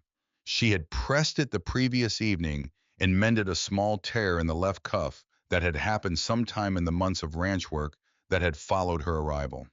She wore the gold cameo brooch at her throat. Her hair was done in the style she reserved for occasions, the low chignon with the small loose pieces at her temples that she never seemed able to fully secure and had apparently decided to stop trying. She was not nervous. Or rather, she had the specific quality of a woman who has made a decision so thoroughly and on such complete information that the ceremony ratifying it is not an act of courage, but of confirmation. Elias had polished his boots, which he had not done since the previous Easter. Reverend Hale stood at the head of the table. Eleanor and Elias stood across from each other. The violin leaned against the bookshelf with its 3 tiers and its carved edges. The pine boughs still held their green, though they had begun to dry. Outside, the snow fell quietly on 280 acres of Yellowstone Valley that were very shortly going to have a different kind of claim on them than they had had for the past 4 years. When Reverend Hale reached the question, Eleanor said "I do" before the sentence completed itself. She said it the way she said everything that she had decided fully, without hesitation and without performance, looking directly at Elias with the clear eyes she had turned on everything since the day she came down those depot steps. Elias heard her say it. He looked at her looking at him. He smiled. Not the contained expression of a man monitoring himself. A full, unguarded, entirely actual smile, the kind that changes the structure of a face because it involves more of the face than a person intends. It was brief, it was real, it was the first time Eleanor Brandt had seen it, and she would remember it with the specificity reserved for things that mean more than they can immediately explain. Cormac, standing to the side, looked at a point somewhere above the window and pressed his lips together. After Reverend Hale had spoken the words that the law and the tradition required, and had shared the modest lunch Eleanor had prepared, with the appetite of a man who had ridden a long way in cold weather and eaten from saddlebags for 2 days, he departed with his horse in his plains, deep voice back into the January afternoon, and the three of them were left in the cabin as they had been for the past month, only differently. Eleanor took the violin from the bookshelf. She played the piece without a name, her mother's piece, the one that moved through the minor key toward the major resolution, and arrived there finally without announcement, as good things do. She played it for the full length of it, this time all the way through, not stopping where she sometimes stopped. Cormac sat with his back against the wall near the stove and closed his eyes. Elias stood in the middle of the room and listened with the complete attention of a man who has learned that listening fully is its own kind of work and its own kind of reward. When she finished, the cabin was quiet, with the particular quiet of music that has just ended, which is not absence but continuation. It needs a name, Cormac said from his place near the stove. He had not moved. It has always needed a name, Eleanor said. Call it Hearth Safe, Elias said. She looked at him across the room. Or Geborgenheit, he said. Whichever. They mean the same thing. She held his gaze for a moment. Then she set the violin carefully back against the bookshelf, against the wood, with its carved edges that served no purpose except the purpose it had always served, which was to be evidence of a thing that could not be said directly. Both, she said.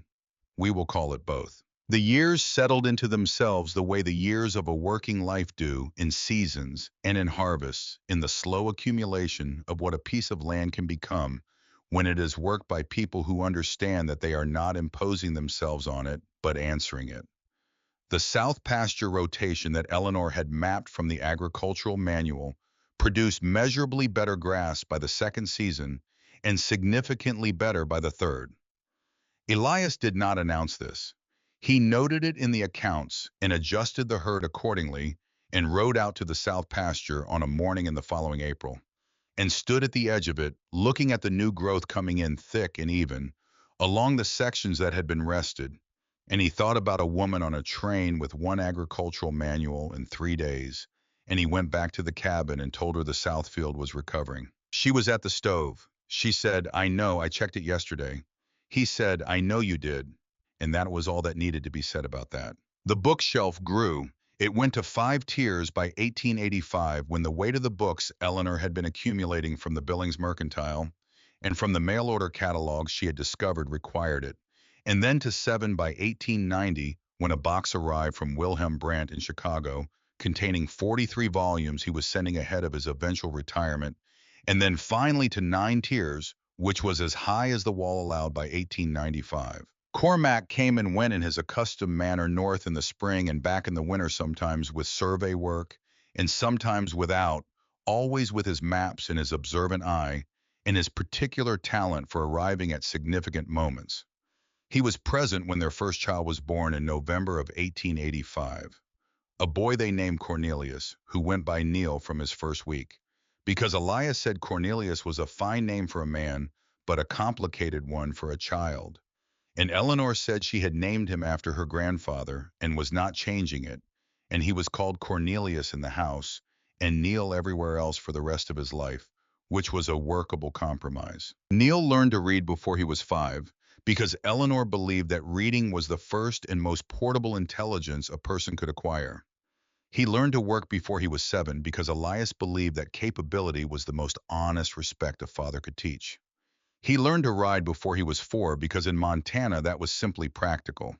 He grew up on 280 acres of Yellowstone Valley, with the Beartooth Range on one horizon and the river on another, and the particular education of a life where beauty and difficulty are not opposites, but the same experience viewed from different angles. He learned what the bookshelf meant by watching his mother's hand rest on the carved edge whenever she passed it. He learned what the ranch meant by watching his father stand at the edge of the south pasture in the spring and look at the grass. He learned what his parents' marriage meant by watching them be in a room together, the way two people who have chosen each other deeply and completely occupy a shared space, without needing to perform the occupation the way the silence between them contained rather than excluded the way his mother played violin on Sunday evenings, and his father listened with an attention that had no other name but love. The violin was played every Sunday evening for as long as Eleanor could hold the bow. She played it in summer and in winter. She played it on the evenings when the light was good and on the evenings when the weather made the windows rattle in their frames.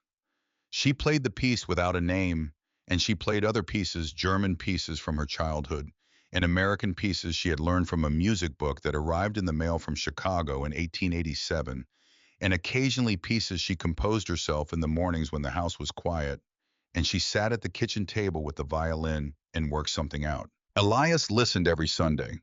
In 41 years, he did not miss a Sunday evening unless the cattle required him to be elsewhere. And when the cattle required it, he came back as soon as he was able and asked her to play again, and she did. Cormac made his last survey expedition in the autumn of 1920, leading a team through the high Beartooth country he had mapped over 4 decades of seasons. He did not come back from it. He died on the trail somewhere above the tree line he had always loved more than any ceiling, and was found by his survey companions 3 days later, with his map still rolled and tucked inside his coat, which was exactly as he would have wanted it. He was 71 years old. Elias received the news in October and went out to the south pasture and stood there for a long time in the manner of a man who is not sure what to do with his hands when work is not the answer. When he came in, Eleanor was at the kitchen table. She did not say anything. She simply stayed there while he sat down across from her, and the room held them the way it had learned to hold them steadily, without requiring anything they were not able to give. Elias Calloway died in the spring of 1924. He was 77 years old, and he died the way he had always lived, which was at work on the land. He had worked for 50 years checking the cattle in the south pasture on a morning in April when the grass was coming in, the way he had known it would come, because it had been properly managed for 4 decades, and good land treated honestly repays honesty. His heart stopped between one step and the next. Neil found him at noon. I was buried on the hillside above the homestead where Angus Calloway had been buried 47 years before, where the view of the Beartooth Range was unobstructed in every season, and the land they had built together was visible below in its full extent, all 280 acres of it. The corrected south pasture and the reinforced fences, and the 9-tiered bookshelf visible through the east window of the cabin, if the angle was right and the light was good. Eleanor Calloway lived until 1939. She was 80 years old, and she had been in Montana for 57 years, which was 46 years longer than Dorothea Crawford had given her when she placed 2 lists on the counter of the Billings Mercantile in November of 1882, and said that she did not require gentleness, only accuracy. Montana had been accurate. She had been accurate in return. It had been an honest arrangement, which was the best kind. In the autumn of 1925, she sat on the porch of the cabin in the late September light and held the first journal she had ever kept in Montana, the one that had begun on the 14th of September, 1882, and she opened it to the first page. September 14th, 1882. Day 1. The land is larger than I believe possible. She turned to the last page of that journal, the entry from the 6th of January, 1883. Day 114. Last day I am Eleanor Brandt. Tomorrow something different. I came here with 2 bags and a violin and a decision made before I arrived that I would be nothing he had ordered. I have kept that, but I have also kept something I did not arrive with, which is the understanding that Hearthsafe and Geborgenheit are the same room in any language, and that the man who told me what that room felt like was a man who built a bookshelf with carved edges that served no purpose, and read Tennyson aloud by lamplight in a language not native to his heart, and drove a wagon to a depot in September to meet a woman he had described on paper the way he would describe a piece of equipment he needed. I do not think he knew then what he was going to find. I did not know either. The best things are like that. They do not announce themselves. She closed the journal. Neil was inside. She could hear the movement of the house he had grown up in and continued to run after his father's death. The creak of the floorboards she had lived with for 43 years, the sound of the stove being fed for the evening. Through the east window, she could see the bookshelf, the 9 tiers of it, the carved edges catching the last of the afternoon light. The violin was on its hook beside it. She had not played it in a year. Her hands had made their own decision about that, and she respected decisions made honestly, even the ones that cost something. But every Sunday evening, Neil's oldest daughter, who had her great-grandmother's particular quality of attention and her grandmother's way of holding a violin as though it were a natural extension of her arm, rather than an instrument placed there, played in the main room. She played the piece without a name. She had learned it by ear from Eleanor in the way the piece had always been transmitted, not through notation, but through presence. Eleanor sat on the porch and looked out toward the Beartooth Range, which was doing what mountains do in the September evening light, which is to hold the gold long after everything else has gone to shadow. You ordered a wife, she said. She said it to the mountains and the hillside, and the man buried on the hillside, in the 57 years between September of 1882 and this September evening. And I arrived determined to be nothing you had ordered. The mountains held the light. We built something better than either of us planned, she said, because the best things are not the things you order. They are the things that arrive and refuse to be what you asked for and stay anyway. Inside the cabin through the east window, the bookshelf held its books in the evening light, 9 tiers of them with carved edges that had never served any structural purpose and had served every other purpose imaginable. Outside on the hillside, the view of the valley was clear and the land below was exactly what it had always been. Honest, difficult, beautiful beyond the capacity of any letter to convey, and entirely worth the staying.